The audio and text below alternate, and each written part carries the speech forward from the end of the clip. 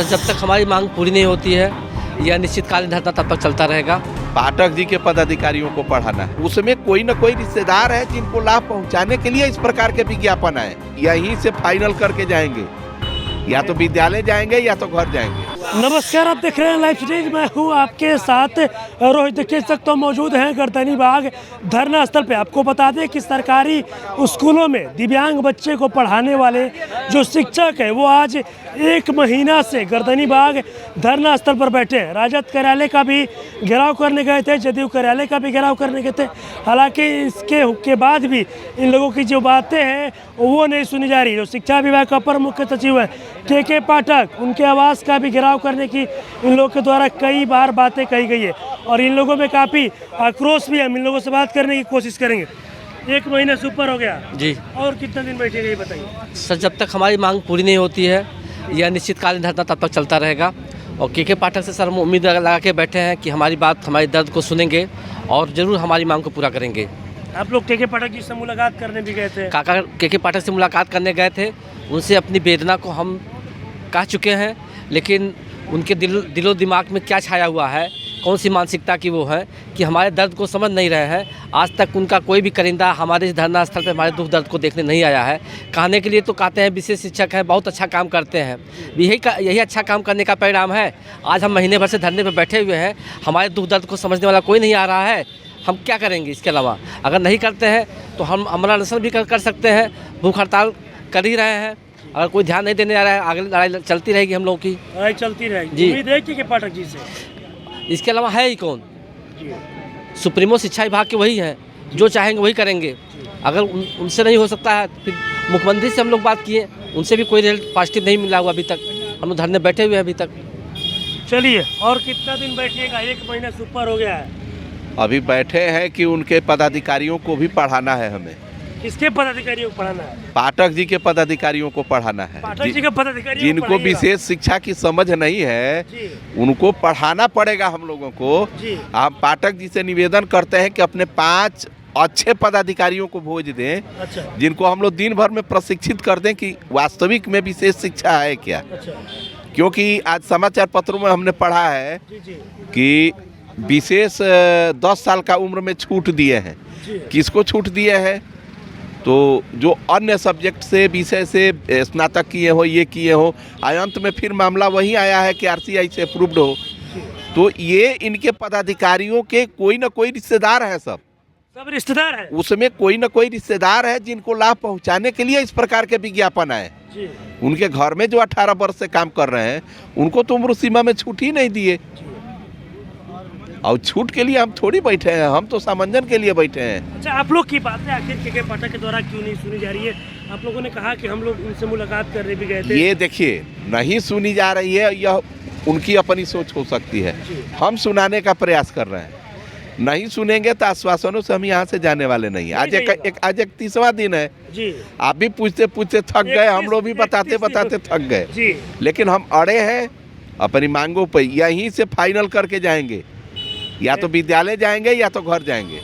विद्यालय जाएंगे तो घर जाएंगे, या तो घर जाएंगे, मतलब यहीं पे फाइनल होगा। यही फाइनल होगा। उम्मीद है कि पाठक जी से उम्मीद है? उम्मीदों पर ही तो दुनिया चल रही है महाराज, उम्मीद क्यों नहीं है? उम्मीद है। अब पाठक जी अंतिम बादशाह थोड़ी हो सकते हैं शिक्षा विभाग के जी।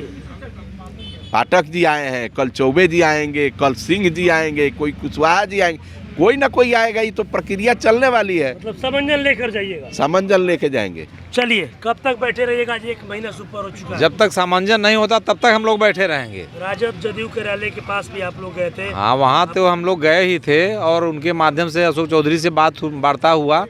फिर उन्होंने हम लोग भेजा पाठक जी के यहाँ, वहाँ वार्ता हुआ और उन्होंने क्या वार्ता हुई? वार्ता यही हुआ कि हम लोग को समायोजन के बारे में, हम लोग मणिपुर में जो वहाँ समायोजन हुआ उसको दिखाया गया, लेटर पत्र दिया कि कहीं न कहीं पूरे भारत में कहीं कोई राज्य तो किया है।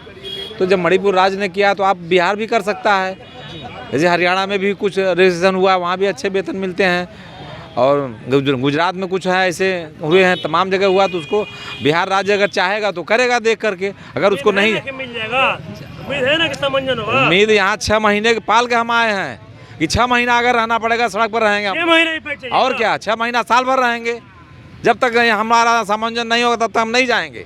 जब तक समझते नहीं होगा बैठे रहिएगा। बिल्कुल, हम लोग जब तक सामंजन नहीं होगा तब तक बैठे रहेंगे धरना स्थल पर और हटने वाला नहीं है। मूर्ख जैसा सरकार, अभी हमको काफ़ी दुख हुआ, काफ़ी कष्ट हुआ कि मूर्ख जैसा सरकार बायोटेक इंजीनियर को बहाली निकाली है कि नहीं, उम्र सीमा में 10 साल का छूट दिया जाएगा। बिल्कुल न्याय संगत नहीं है। विशेष शिक्षक दो वास्तविक शिक्षक हैं, ओरिजिनल टीचर हैं, जो RCM रजिस्टर्ड है, हम लोग असलाहर्ता पूरा करते हैं, जो बिना शर्त का इनको नियुक्ति पत्र हम लोग को देना चाहिए था, लेकिन अभी फिर 10 साल का छूट दिए।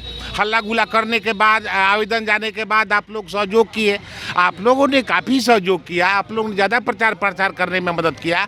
फिर भी मूर्ख सरकार की जो कमेटी बना है, कैसे लिखी है कि नहीं 10 साल का छूट दिया जाएगा, जो बायोटेक हैं, इंजीनियर हैं वगैरह वगैरह, कुछ 10 को 8 को लोग को दिया है, लेकिन विशेष शिक्षा जो अभी कार्यरत है उसके लिए कुछ स्पेशल छूट उन्होंने नहीं दिया है। इसलिए मैं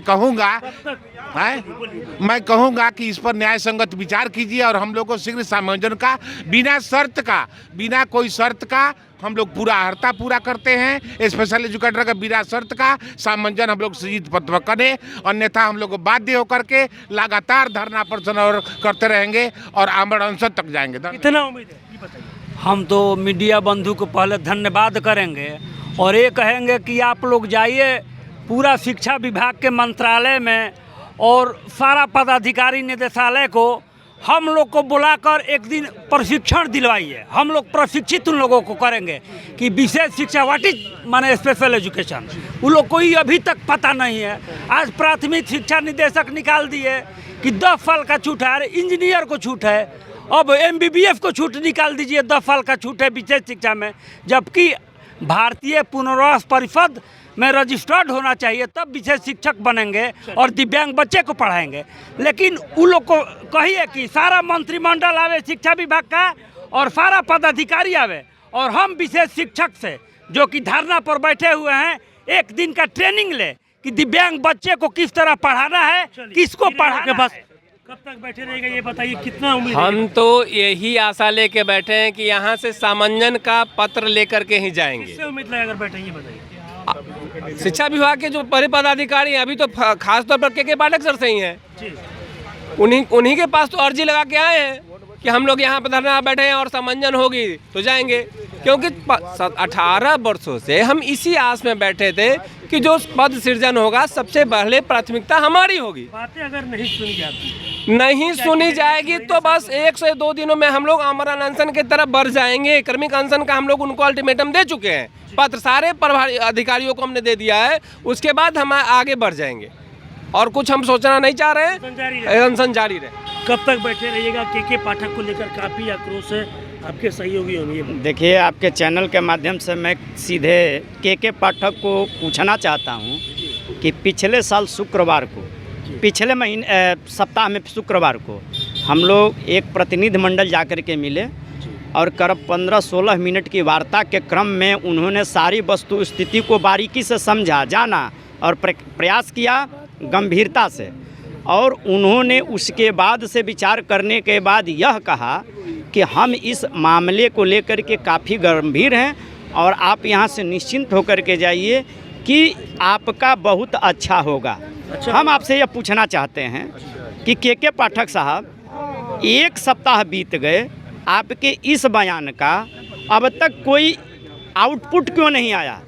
आप आज के डेट में आप गोपालगंज गए हैं, किस बात के लिए गए हैं? 1 सप्ताह में आपको इस बात का ध्यान नहीं है कि पिछले शुक्रवार को, पिछले सप्ताह में जो आपने स्टेटमेंट दिया, इसके अगर बातें नहीं सुनी जाएगी। हाँ। आपने बताया के पाठक के पास भी गए हैं, हम लोगों ने अपना जो तकलीफ है उसको रखा भी है, अगर के पाठक जी के द्वारा या शिक्षा विभाग के द्वारा आप लोग की बातें नहीं सुनी जाती तो आगे क्या कीजिए, क्योंकि आप लोग 1 महीना से ऊपर बैठे हैं। देखिए, अब हमारा सब्र का बांध टूट रहा है। इसमें बहुत सारे लोग जो है इतने दिनों से मानसिक रूप से विक्षिप्त हो चुके हैं। सबकी मानसिक स्थिति, आर्थिक स्थिति खराब हो गई है, किसी के पास पैसा नहीं है। यहाँ हमारे बहुत सारे भाई जो है हॉस्पिटलाइज हैं, हम लोग चंदा मांग करके इलाज करा रहे हैं, और कुछ तो ऐसी स्थिति में आ गए हैं कि कभी भी आत्मदाह कर सकते हैं, कभी भी आत्महत्या कर सकते हैं, और यहीं गर्दनी बाग धरना स्थल पर।